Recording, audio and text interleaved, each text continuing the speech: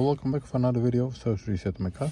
Today I'm going to show you how you can force reboot the MMI system of an Audi A1. This one is 2011, and if I remember correctly, the same MMI system is also located or installed in the Q3. And today I'm going to show you can force reboot it for some reason, like freezing navigation system, or did the software update, or any kind of problem with the MMI system. And I'm going to show you I can get rid of that.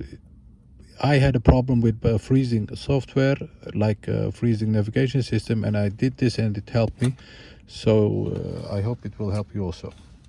Okay, to do that, you need to have the ignition onto the second position. Then there are 3 buttons we have to press shortly for about 5 seconds.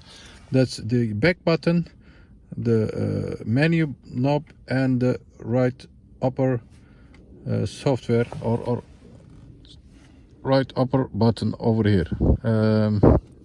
And we press them together for about 5 seconds, and as you can see, the MMI system closes and it will come up again, and then it takes about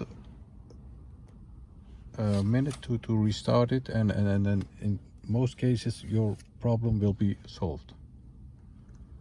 So ignition on, then the back button, the menu button, and the upper software button over here.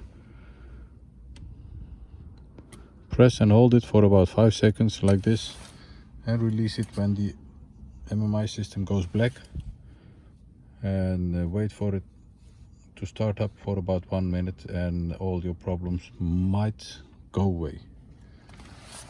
That was it. Thanks for watching, and I hope to see you next time with another video. Bye bye.